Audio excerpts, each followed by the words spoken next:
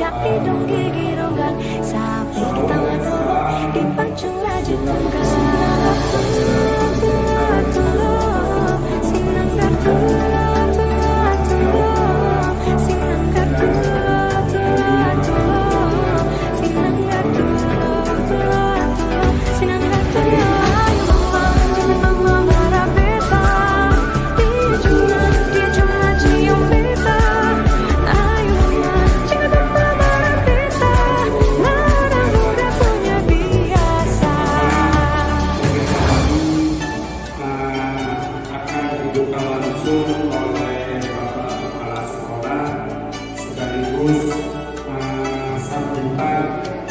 Sebagai pengantar dari kegiatan destinasi.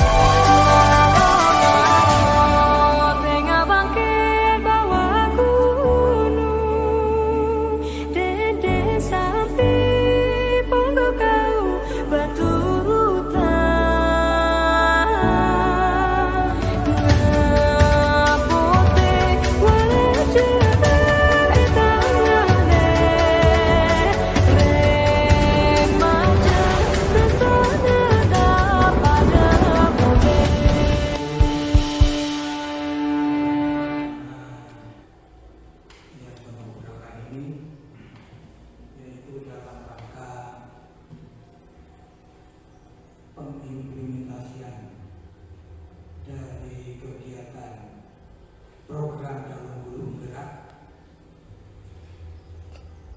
atau diseminasi pemahaman budaya positif yang mungkin nantinya akan disampaikan oleh tim saudari Ibu Inga Kurniasih.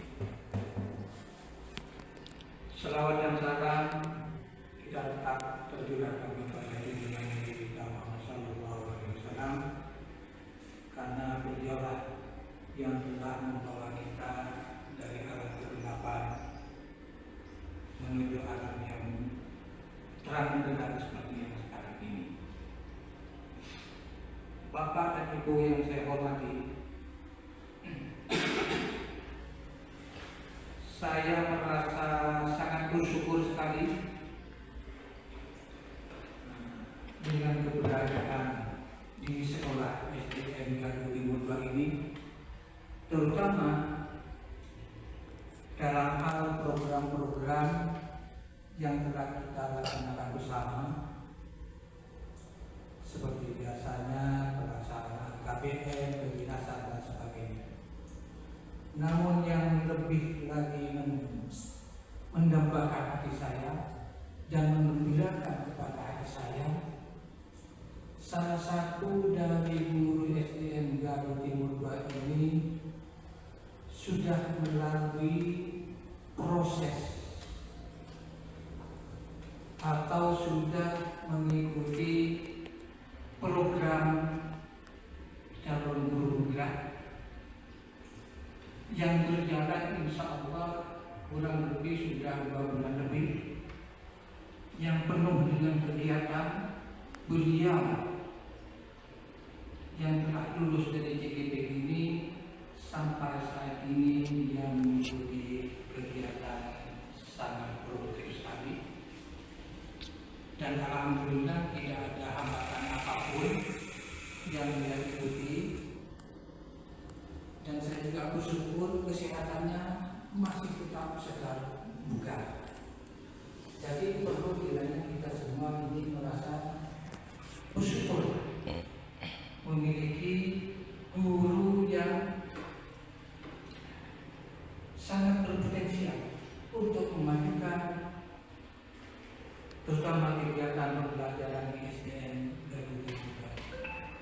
Dan mudah-mudahan dengan program yang diikuti oleh Ibu Inika ini menjadi suatu inspiratif yang sangat baik. Dan beliau juga akan memberikan warna-warna yang sangat spesial dan membawa sekolah SD Garut Timur 2 ini menjadi sekolah yang kita harapkan bersama, yaitu kurikulum yang baru ini. Walaupun SDN Garut Timur 2 ini masih menggunakan dua kurikulum, yaitu kurikulum Merdeka, yang satunya kurikulum 2013. Jadi setelah selesai dengan Ibu Inika menyelesaikan program calon guru muda ini akan memberikan warna yang sangat positif sekali. Jadi untuk itu saya mohon kepada Bapak dan Ibu guru SDN Garut Timur 2 ini, mari kita bersama-sama dukung apa yang menjadi program dan kegiatan dari calon guru muda ini, terutama bagi Ibu Inika ini.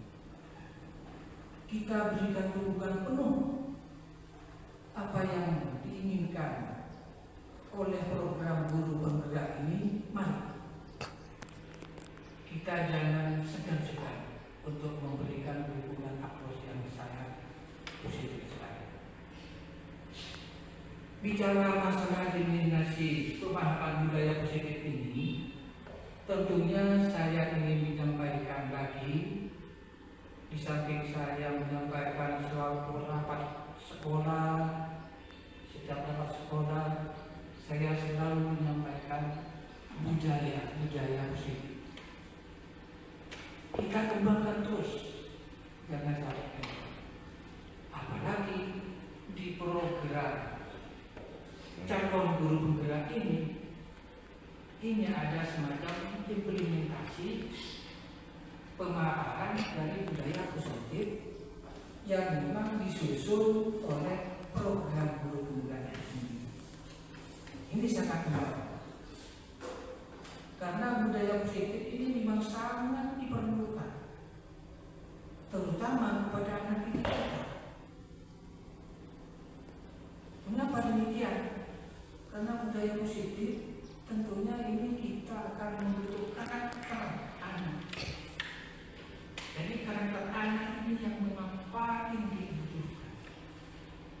Kalau sudah karakter anak positif, bagus, insya Allah anak didik kita belajar dengan baik, dan apa yang diterima oleh anak didik dari para guru, bapak dan ibu sekalian, insya Allah akan sangat tepat. Jadi kita untuk membudayakan segala sesuatu yang telah kita laksanakan di sekolah SD Garut Timur 2 ini, jangan kendor, kita tetap tinggal. Apalagi masalah moral seperti salaman kepada guru, dan juga masalah selalu mengingatkan moral kepada siswa. Jadi budaya tentang keagamaan dan lain sebagainya. Segala budaya-budaya yang positif kita tetap kembangkan. Jadi itu yang sangat saya harapkan. Insya Allah juga kemungkinan 3 bulan lagi, kalau sampai, insya Allah 3 bulan lagi kira-kira itu program yang dilaksanakan diikuti oleh Ibu Inika ini akan terselesaikan.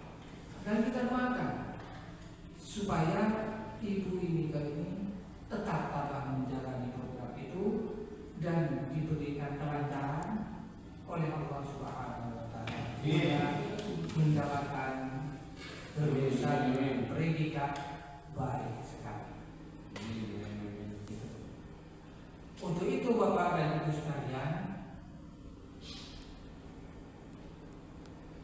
dengan rasa sangat gembira sekali,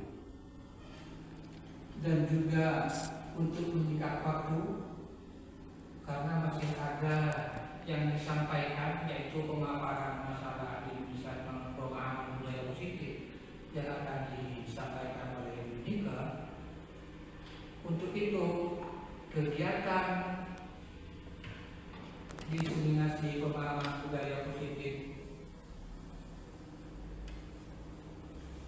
dengan ini tepat jam berapa sekarang? Jam 10.30 saya nyatakan dibuka dan dimulai.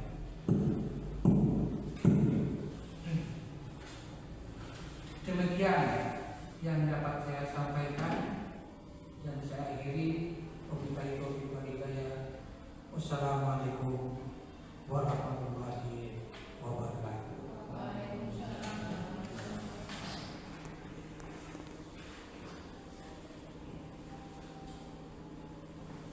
Disampaikan terima kasih. Selanjutnya merupakan acara inti dari kegiatan kali ini, yang mana dalam acara inti ini akan disampaikan langsung oleh Ibu Innike Kurniasih. Kepada beliau, waktu dan tempat dipersilakan.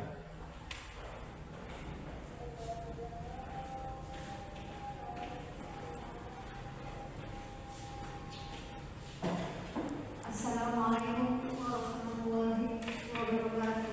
Waalaikumsalam warahmatullahi wabarakatuh. Alhamdulillah, bersyukurillah pada siang ini saya diberi kesempatan untuk bisa memaparkan tentang diseminasi pemahaman budaya positif. Tidak lupa terima kasih kepada Bapak Kepala Sekolah SDN Garut Timur 2, dan juga tidak lupa terima kasih kepada rekan-rekan guru SDN Garut Timur 2 atas waktunya. Baiklah, saya untuk mempersingkat waktu akan memaparkan menyebarkan pemahaman tentang budaya positif. Budaya positif ini merupakan perwujudan dari nilai-nilai atau keyakinan universal yang diterapkan di sekolah. Budaya positif dapat mendorong murid untuk mampu berpikir, bertindak, dan mencipta sebagai proses memerdekakan dirinya, sehingga murid mampu mandiri dan bertanggung jawab. Konsep inti budaya positif terdiri dari beberapa bagian. Yang pertama yaitu perubahan paradigma belajar. Yang kedua yaitu tentang disiplin positif. Yang ketiga, kebutuhan dasar manusia. Yang keempat, motivasi perilaku manusia. Yang kelima yaitu 5 posisi kontrol guru. Yang keenam, tentang keyakinan kelas. Yang ketujuh, segitiga restitusi. Yang pertama adalah pembelajaran dengan paradigma baru. Di sini pembelajaran dengan paradigma baru ini merupakan pembelajaran yang dirancang berdasarkan prinsip pembelajaran berdiferensiasi, sehingga para peserta didik belajar sesuai kebutuhannya berdasarkan tahap pengembangan sesuai teori psikologi modern untuk mewujudkan profil pelajar Pancasila. Dimensi tentang profil Pancasila yaitu tentang beriman dan bertakwa kepada Tuhan Yang Maha Esa dan berakhlak mulia, berkebinekaan global, mandiri, gotong royong, bernalar kritis dan kreatif. Yang kedua yaitu tentang disiplin positif. Disiplin positif adalah pembiasaan hal yang baik mencakup sikap atau perilaku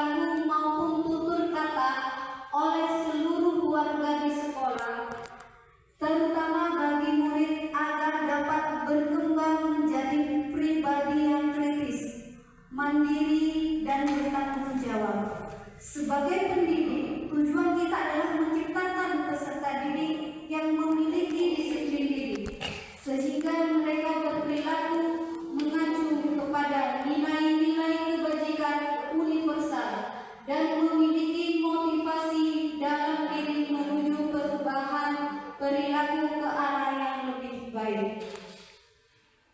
Yang ketiga adalah kebutuhan dasar manusia.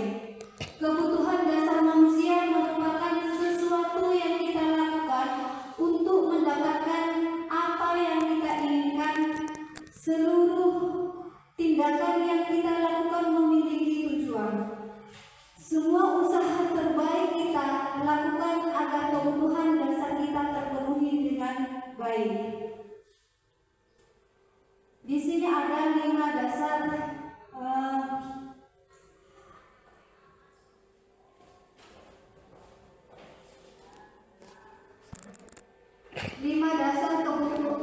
kebutuhan dasar manusia. Yang pertama adalah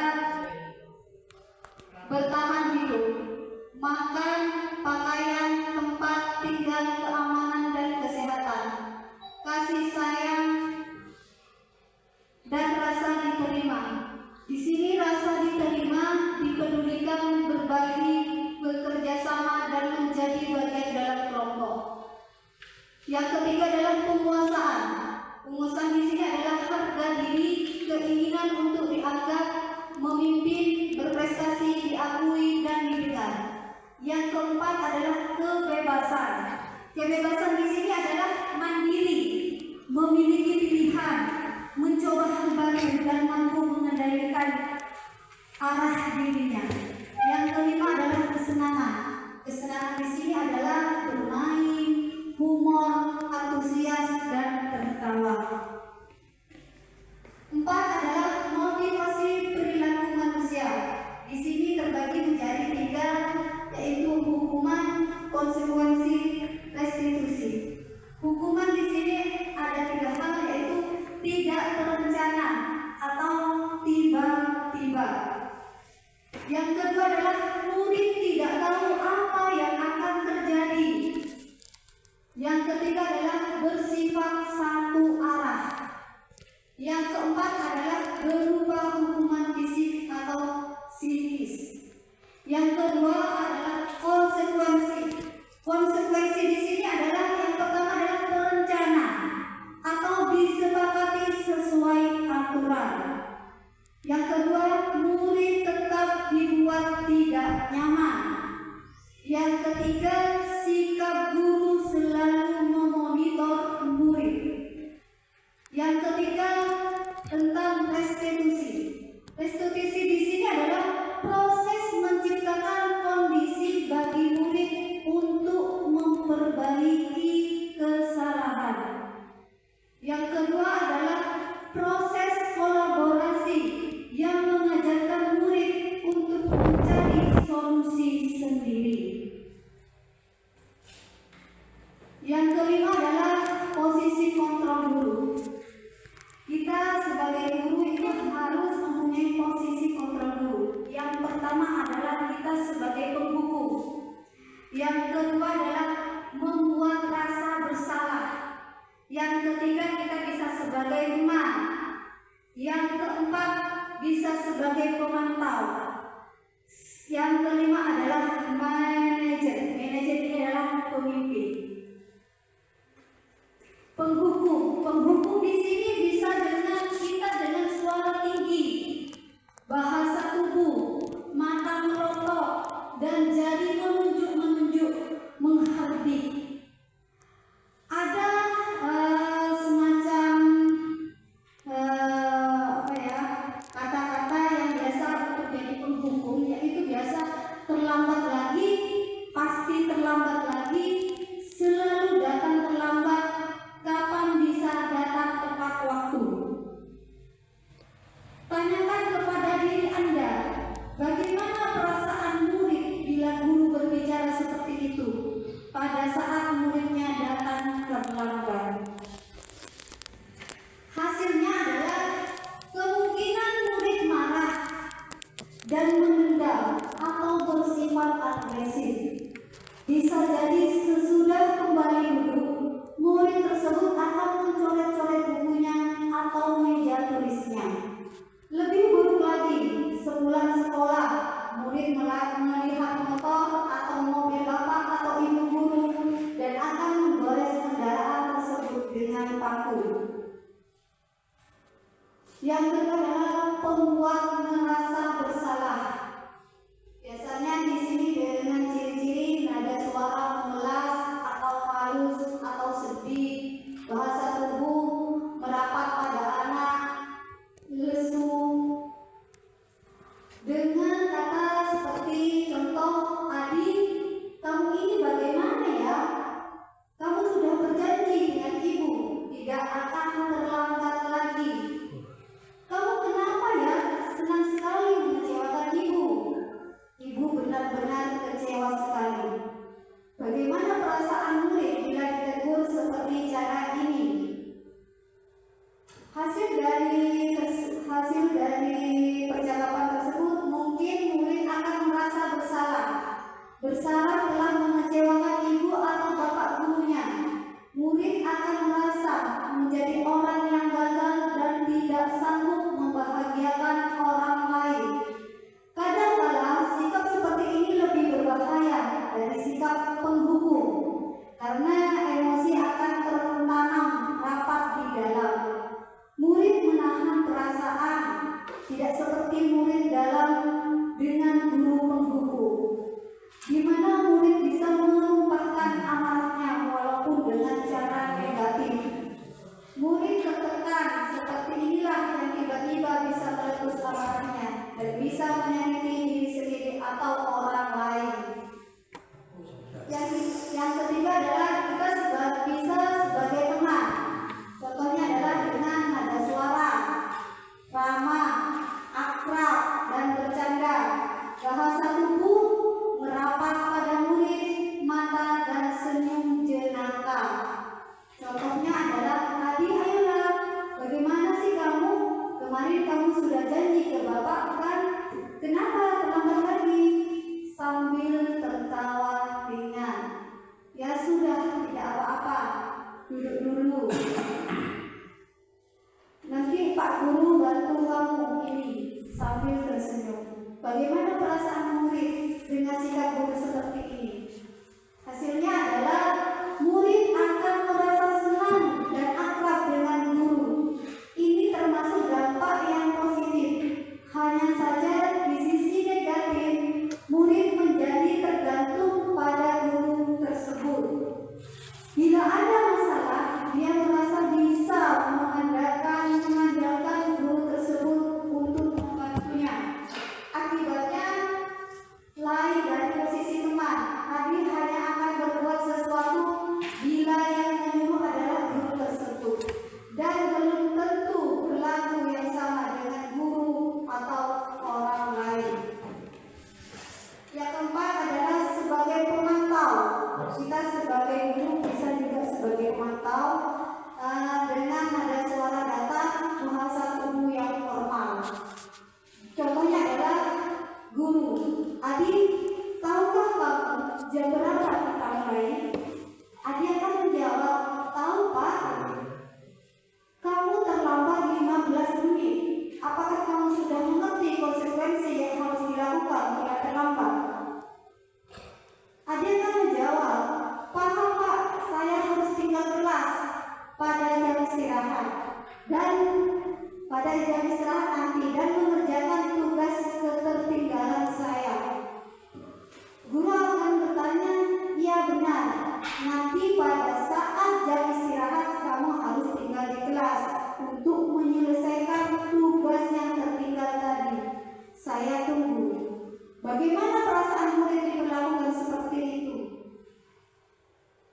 Murid memahami konsekuensi yang harus dijalankan karena telah melanggar salah satu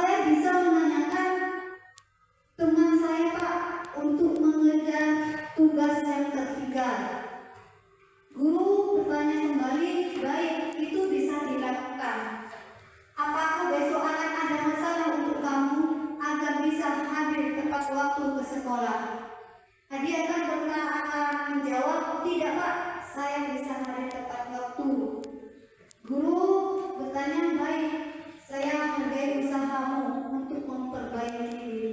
Bagaimana perasaan murid diperlakukan seperti ini? Pada posisi manajer, maka suara guru sebaiknya tulus, tidak perlu marah, tidak perlu meninggikan suara, apalagi menunjuk-nunjuk jari ke murid. Berkaca, pinggang, atau bersikap seolah-olah menyesal, tampak sedih sekali akan perbuatan murid ataupun bersenda gurau menempatkan diri sebagai teman murid. Fokus ada pada murid, bukan untuk membahagiakan guru atau orang tua. Murid sudah mengetahui adanya suatu masalah dan sesuatu perlu terjadi.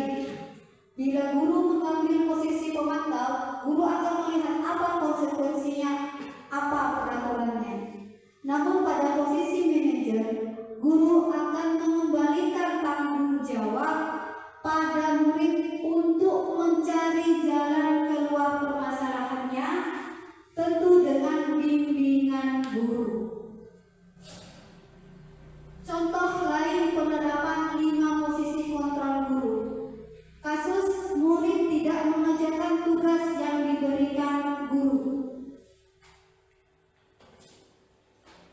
yaitu berdiri dengan sebelah kaki di depan kelas. Sikap ini kita termasuk sikap penghukum. Kesekian kali ibu sudah mengingatkan, kamu senang ya melihat ibu terus-terusan bertindak seperti ini. Ini merupakan adalah pembuat merasa bersalah. Yang ketiga, ayo dong kamu kerjakan tugasnya. Nanti kalau sudah selesai kita main game. Namanya kita sudah menjadi sebagai teman. Kamu sudah melakukan kesalahan dan sudah mengetahui konsekuensinya. Sekarang selesaikan dengan segera kumpulkan. Posisi kita sebagai pemantau. Apakah kamu tahu kesalahanmu? Keyakinan sekolah apa yang kamu langgar? Dan apa yang akan kamu lakukan untuk menyelesaikannya? Berarti kita di sini sebagai manajer. Kamu tidak pernah benar melakukannya. Sekarang keliling lapangan 3 kali. Posisi kontrol apakah aku? Di sini kita diposisikan sebagai penghukum. Kira-kira bagaimana kamu akan memperbaiki masalah ini? Posisi kontrol apakah aku? Kita sebagai manajer. Ayolah, lakukan demi bapak atau ibu. Kalau seperti ini, posisi kontrol apakah aku? Sebagai teman. Kamu terlambat 15 menit. Apakah kamu sudah mengerti konsekuensi yang dilakukan bila terlambat? Posisi kontrol, apakah aku? Ini sebagai pemantau. 6 adalah keyakinan kelas. Keyakinan kelas merupakan kesepakatan kelas yang diyakini bersama guru dan murid dengan harapan dapat meningkatkan kedisiplinan murid. Keyakinan kelas berupa pernyataan universal dibuat dalam bentuk positif dan bersifat abstrak. Keyakinan kelas hendaknya tidak terlalu banyak sehingga mudah diingat dan dipahami. Semua warga kelas ikut berkontribusi dalam pembuatan keyakinan kelas lewat kegiatan mengutarakan pendapat. Di sini saya akan memberikan contoh dari keyakinan kelas yang saya sudah sepakati dengan murid saya yaitu kelas 5.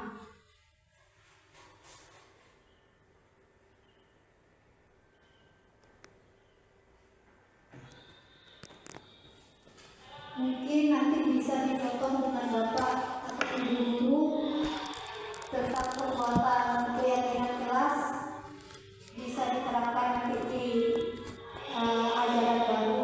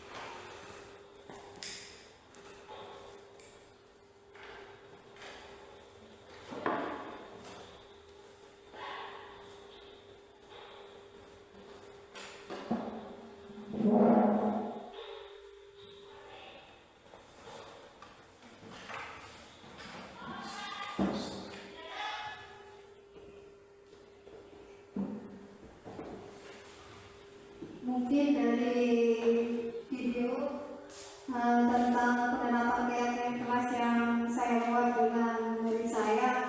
Mungkin bisa jadi inspirasi Bapak atau Ibu guru bisa membuat keyakinan kelas yang ketujuh adalah segitiga restitusi. Segitiga restitusi adalah suatu proses dialog yang dijalankan guru atau orang tua agar dapat menghasilkan murid yang mandiri dan bertanggung jawab. Segitiga restitusi membuat murid memiliki tujuan, disiplin positif, dan memperbaiki dirinya setelah berbuat salah. Restitusi bukan untuk menembus kesalahan, namun untuk belajar dari kesalahan. Di sini adalah segitiga restitusi, yaitu menstabilkan identitas, validasi tindakan yang salah, menanyakan keyakinan. Di sini ada pertanyaan mungkin dari restitusi adalah, kamu tentunya punya alasan mengapa melakukan itu. Adakah cara yang lebih efektif untuk mendapatkan apa yang kamu butuhkan? Setiap orang pasti pernah melakukan kesalahan.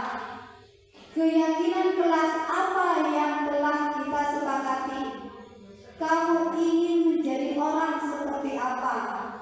Kamu bukan satu-satunya yang pernah melakukan ini. Menstabilkan identitas. Di sini yang pertama adalah berbuat salah itu manusiawi. Yang kedua, tidak ada manusia yang sempurna. Yang ketiga, Bapak atau Ibu juga pernah melakukan kesalahan seperti itu. Yang keempat, Bapak atau Ibu tidak tertarik mencari siapa yang salah, tapi Bapak atau Ibu ingin mencari solusi dari permasalahan ini. Yang kelima, kamu berhak merasa begitu. Validasi tindakan yang salah. Yang pertama, kamu pasti punya alasan mengapa melakukan hal itu. Yang kedua, padahal kamu bisa melakukan yang lebih buruk dari ini ya. Kamu patut bangga pada dirimu sendiri karena kamu telah melindungi sesuatu yang penting buatmu. Menanyakan keyakinan. Apa keyakinan kelas kita? Yang kedua adalah nilai-nilai apa yang kita telah sepakati. Yang ketiga, seperti apa gambaran kelas yang ideal menurut kamu. Yang keempat, kamu mau jadi orang yang seperti apa. Di sini adalah contoh penerapan segitiga restitusi.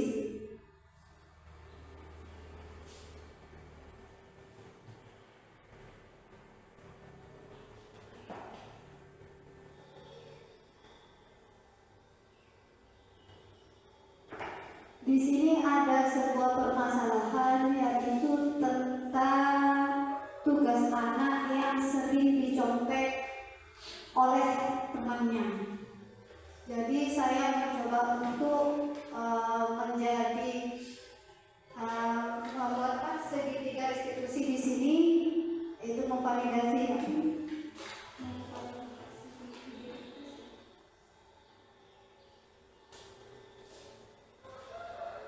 Kita bisa mencari permasalahannya dengan murid dan mencari solusinya.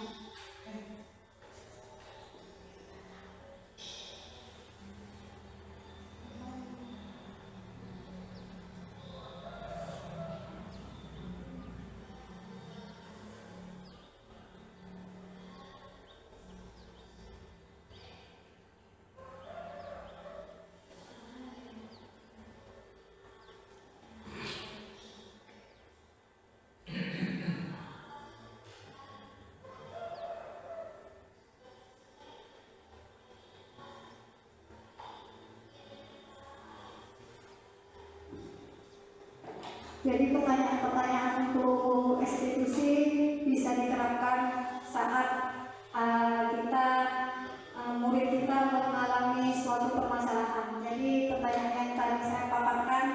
bisa diterapkan untuk Bapak dan Ibu guru.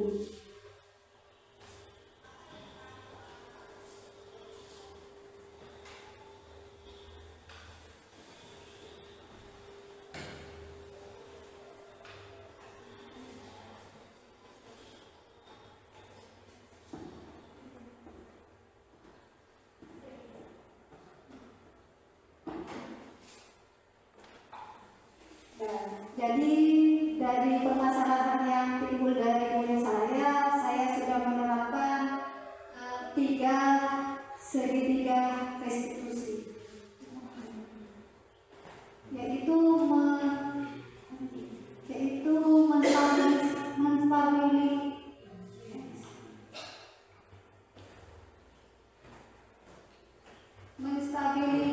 menstabilkan identitas, validasi tindakan yang salah, menanyakan keyakinan.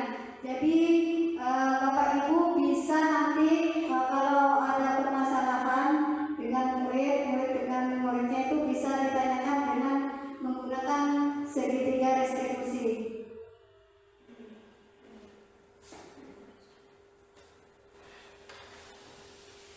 Mungkin hanya itu yang bisa saya paparkan tentang diseminasi pemahaman budaya positif. Mungkin dari hal yang saya bisa paparkan ini bisa menginspirasi Bapak dengan Ibu untuk menciptakan budaya positif untuk sekolah kita, yaitu SDN Garut Timur 2. Terima kasih Bapak dan Ibu guru, juga Bapak Kepala Sekolah sudah meluangkan waktu untuk diseminasi pemahaman budaya positif saya. Kurang lebih saya mohon maaf. Wabillahi taufiq wal hidayah. Assalamualaikum warahmatullahi wabarakatuh. Waalaikumsalam warahmatullahi wabarakatuh. Disampaikan terima kasih. Semoga apa yang disampaikan oleh beliau Ibu ini ke Kurniasi dapat bermanfaat bagi kita semua. Amin ya rabbal alamin. Acara selanjutnya yaitu penutup. Marilah kita bersama-sama tutup acara ini dengan bacaan Alhamdulillahirabbil alamin. Sekian dari kami selaku pembawa acara. Apabila ada kesalahan dan kekurangan,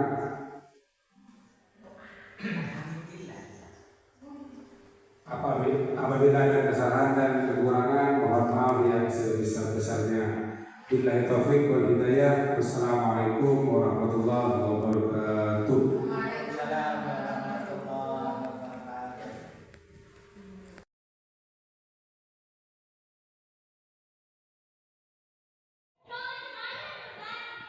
Assalamualaikum warahmatullahi wabarakatuh. Waalaikumsalam warahmatullahi wabarakatuh. Bagaimana kabar kalian semuanya? Baik. Alhamdulillah. Baik. Hari ini sebelum pembelajaran dimulai, kita sepakati dulu tentang keyakinan kelas yang harus kita patuhi di dalam kelas ini. Keyakinan kelas ini dibentuk agar supaya pembelajaran di dalam kelas menjadi indah, ya kan? Menjadi nyaman, menjadi aman, biar tidak kocar kacir. Nanti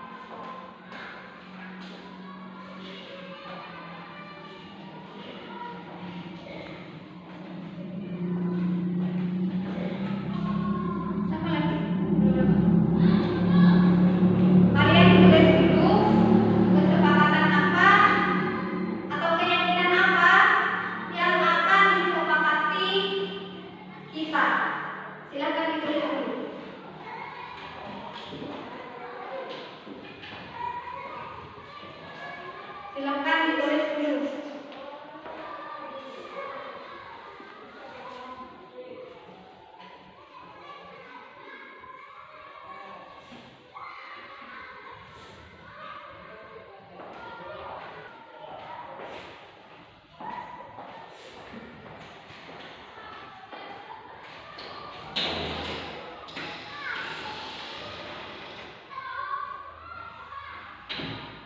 Kalau yang sudah selesai menulis, silakan tempel di depan. Silakan tempel di depan. Ya.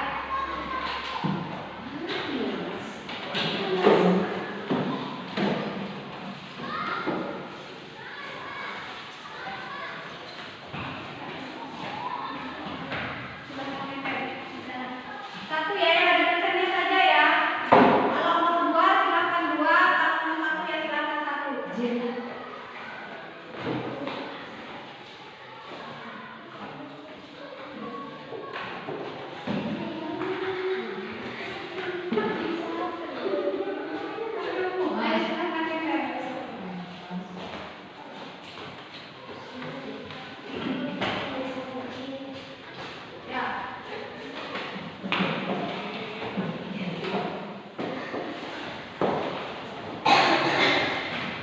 Ibu akan tulis.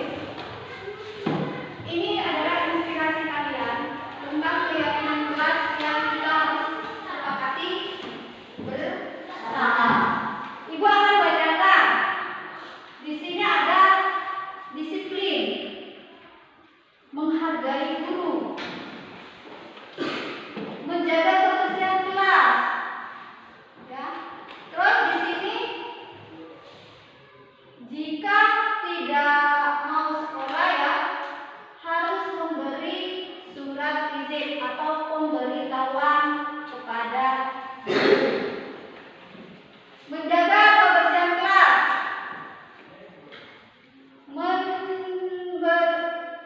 mendengarkan penjelasan dari guru dan menghargai guru.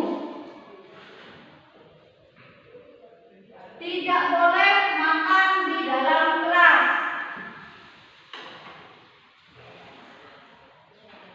Di sini sama, tidak makan di dalam kelas juga. Tidak nyampe ya.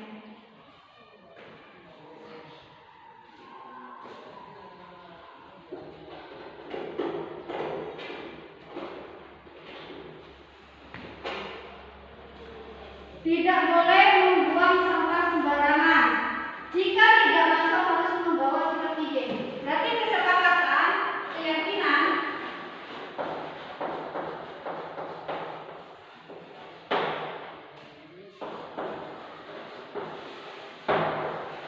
Yang pertama adalah satu adalah disiplin. Disiplin waktu.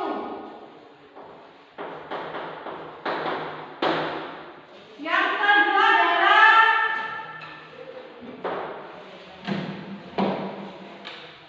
jika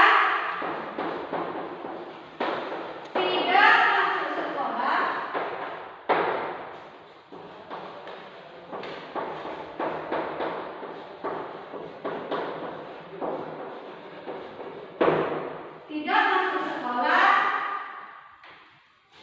memberikan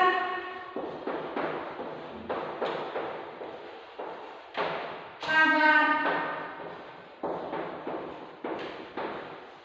atau izin kepada guru.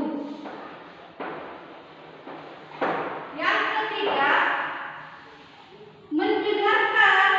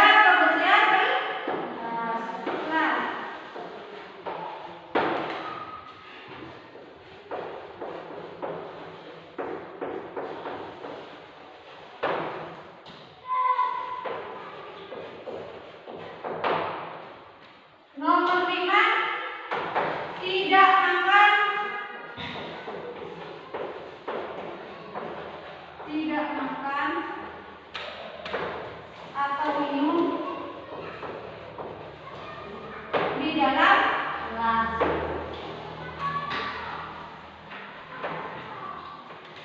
Di dalam kelas.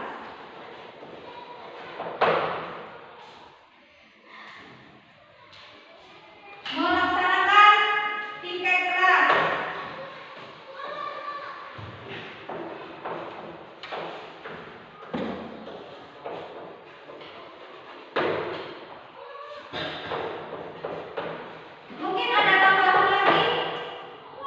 Mungkin ada tambahan lagi dari keyakinan ini, kesepakatan ini, belum kita sepakati bersama dulu. Mungkin ada tambahan atau ada yang kurang kayaknya ya. Menghormati dan menyayangi sesama teman.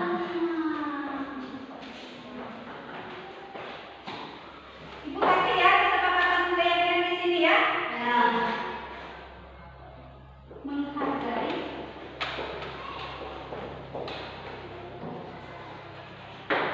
dan menyayangi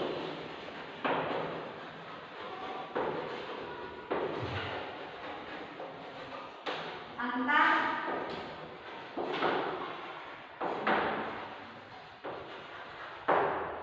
jadi inilah 7 poin keyakinan kelas yang harus kita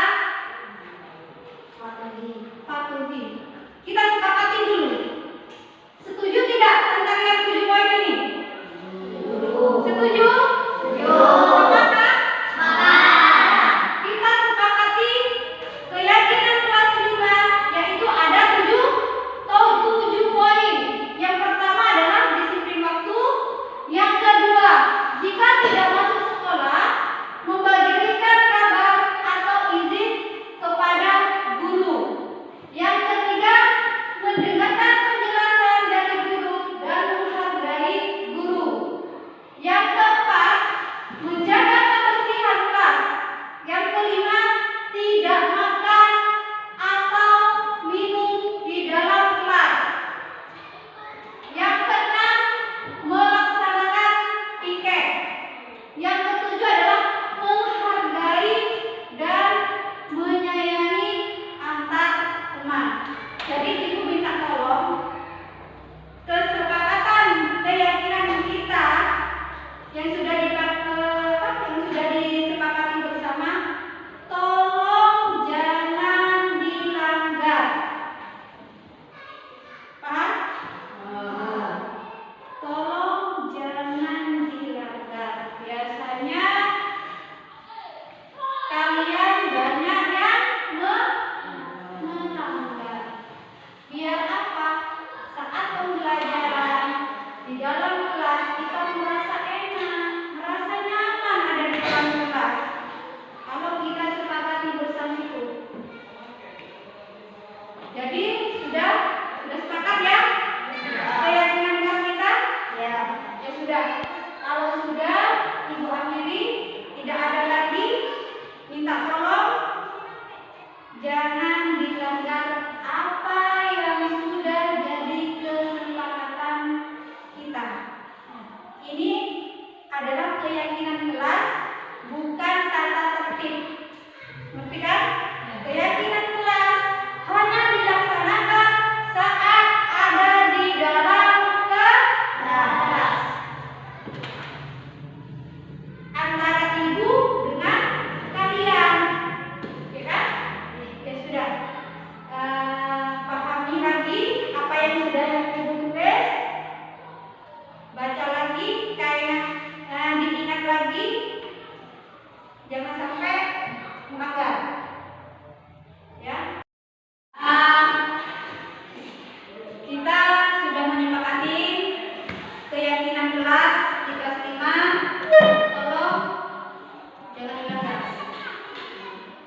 Kesepakatan itu terjadi antara kalian dengan ibu saat pembelajaran di dalam kelas. Ibu ambil sudah ya 7 poin yang sudah kita sepakati hari ini tentang keyakinan kelas. Ibu ambil